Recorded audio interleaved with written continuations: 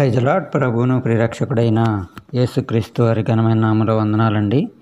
దేవుని మహాకృపను బట్టి దేవాతి దేవుడు గడిచిన కాలమంతా కాపాడి మరొక దినాన్ని మనకు దయాకరంగా ధరింపజేసినందుకు దేవాతి దేవునికి కృతజ్ఞతాస్తుతులు స్తోత్రాలు చెల్లిస్తున్నాను. దేవుని మహాకృపను బట్టి యేసుతో సహవాసం అనే ఆధ్యాత్మిక కార్యక్రమం ద్వారాగా ప్రతిదినం మనల్ని దర్శిస్తున్న పరిశుద్ధాత్మ దేవునికి మహిమా ఘనత ప్రభావములు చెల్లునుగాక. ఈ దిన ధ్యానం కొరకు పౌలు కొరింథీయులకు రాసిన మొదటి పత్రిక 9వ అధ్యాయము 24వ వచనాన్ని ధ్యానం చేసుకుందామండి. పందెపు రంగమందు పరిగెత్తు వారందరూ పరిగెత్తుదురు కానీ ఒక్కడే బహుమానం పొందునని మీకు తెలియదా? అటువలే మీరు బహుమానం పొందినట్లుగా పరిగెత్తుడి అనే విషయాలు మనం చూస్తున్నాం.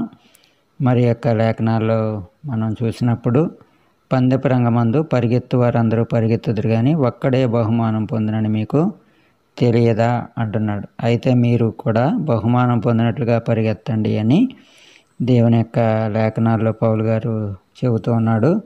మరి పరిగెత్తే విషయాల్లో కొన్ని విషయాలు మనం చూసినట్లయితే 119వ కీర్తన 32వ వచనంలో చూస్తే అక్కడ అంటాడు కదా, నీ ఆజ్ఞల మార్గమున పరిగెత్తెదను అంటున్నాడు.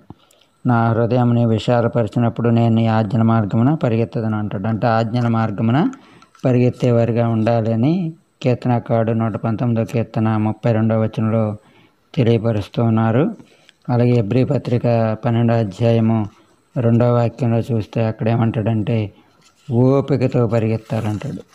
హెబ్రీ పత్రిక 12వ అధ్యాయం 2వ వచనం ఏమంటాడు? ఓపికతో పరిగెత్తాలి అంటాడు.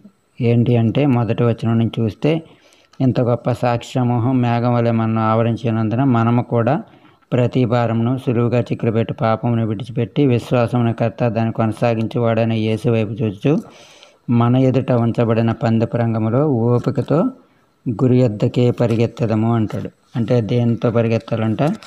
ఓపికతో పరిగెత్తాలి అని దేవుని యొక్క లేఖనాల్లో మనం చూడగలుగుతున్నాం.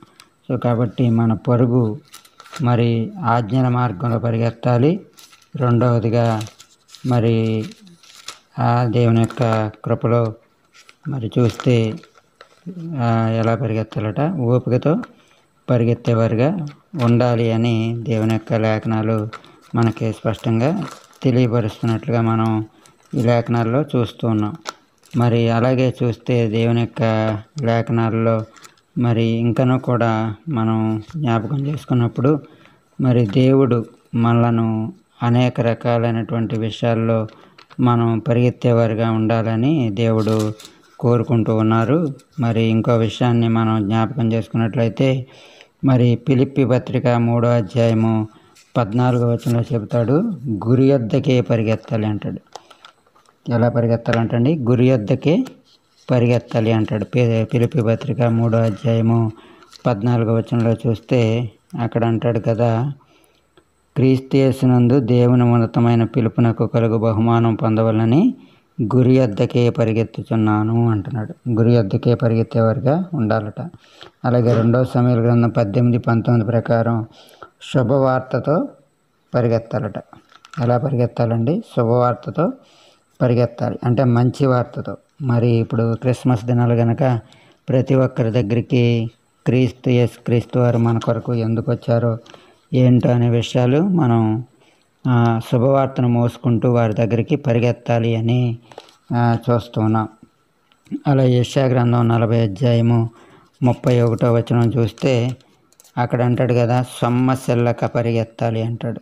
యెషయా గ్రంథం 40 అధ్యాయం 37వ వచనం అంటాడు, యెహోవా కొరకు ఎదురు చూసి వారు నూతన బలం పొందుతారు, వారు పక్షిరాజు వలె రెక్కలు చాపి పైకి ఎగురుతారు, అలయక పరిగెత్తుదురు, సొమ్మసిల్లక నడిచిపోదు. ఎలా పరిగెత్తాలి? అలయక పరిగెత్తాలట.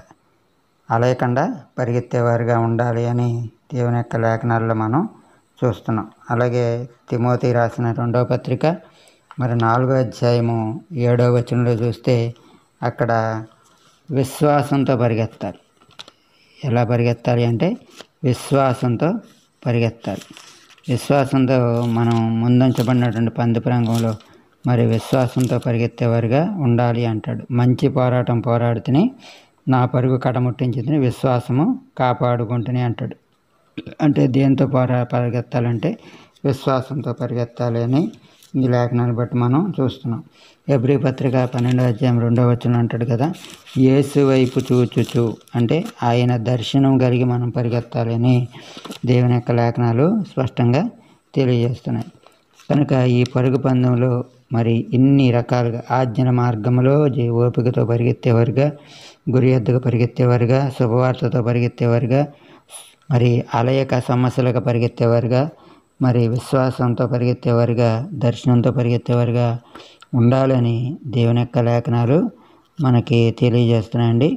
మరి చివరిగా మరొకసారి మరి మొదటిగా మనం చదువుకున్నటువంటి లేఖనం 1 కొరింథీయులకు రాసిన పత్రిక 9వ అధ్యాయము 24వ వచనంలో కింద చూస్తే 25వ వచనం అంటాడు కదా, మరియు పందెమందు పోరాడు ప్రతివాడు అన్ని విషయములందు మితముగా ఉండును, వారు క్షయమగు కిరీటం పొందుటకు మనమైతే అక్షయమ కిరీటాన్ని పొందటానికి మితంగా ఉన్నాము అంటాడు. అంటే మనము దేని విషయంలో అంటే మరి లోకానుసారంగా పరిగెత్తేవాళ్ళు అంటే క్షయమైపోయే కిరీటం, మనకైతే అక్షయమయ్యే కిరీటాన్ని దేవుడు ఇస్తున్నాడు. కనుక వాటి విషయంలో మనం పరిగెత్తాలని, దాని విషయంలో మనం జాగ్రత్త కలిగి ముందుకు సాగేవారుగా ఉండాలని ప్రభునామలో మరి తెలియజేస్తున్నానండి. దేవుడు మరి అట్టి పరిగెత్తే అనుభవంలోనికి మనల్ని ప్రతిదినము కూడా దినదినము కూడా మరి ఆయన వైపు చూస్తూ మన ఎంత ఉంచబడినటువంటి పందెపు రంగంలో ఓపికతో గురి యొద్దకే పరిగెత్తేవారిగా మనను ప్రభు చేయనట్లు దేవుడు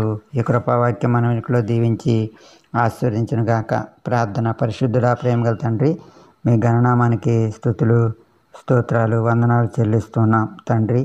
ఈ యొక్క సమయంలో పౌలు గారి ద్వారాగా మీరు మాతో మాట్లాడిన మాటలను బట్టి వందనాలు చెల్లిస్తూ ఉన్నాం తండ్రి. మేము నాయన ప్రభా నాయన పరిగెత్తే విషయాల్లో మరి నాయన ఏ రీతిగా పరిగెత్తాలో అన్ని విషయాలు కూడా మరి నాయన నీ యొక్క జీవ గ్రంథములు పరిశుద్ధ గ్రంథంలో మీరు లిఖించినటువంటి అనుభవాల్లో ప్రభా మేము బహుమానం పొందేవారుగా, మరి అందరూ పరిగెడతారు కానీ ఒక్కడే బహుమానం పొందుతాడని మీకు తెలియదా అన్నట్లుగా ప్రభా మేము నాయన లోకంలో అనేక మంది నాయన పిలువబడిన వారు ఉన్నారు, కానీ ఏర్పరచబడిన వారు కొంతమంది అన్నారు ప్రభా. ఆ ఏర్పరచబడిన గుంపులో మేము కూడా ఉండడానికి మీరు నాయన మా కొరకు నాయన దాచినటువంటి అక్షయ కిరీటాన్ని పొందుకోవడానికి నీ సన్నిధి మాకు తోడుగా ఉంచమని విన్న వాక్యం ద్వారా అనేక మంది జీవితాలు మరి నాయన వారు కూడా ఈ పరుగు పందెంలో ఓపికతో గురి యొద్దకే విశ్వాసముతో నాయన అలయక పరిగెత్తేటువంటి అనుభవంలోనికి, ఆజ్ఞల మార్గం పరిగెత్తే అనుభవానికి వారిని కూడా నడిపించి సహాయం దయచేయమని యేసు పరిశుద్ధ నామములో అడిగి వేడుకొనుచున్నాము తండ్రి. ఆమేన్. మీ ప్రార్థన అవసరం కొరకు pastor Mohan 9848617879. May God bless you. Amen.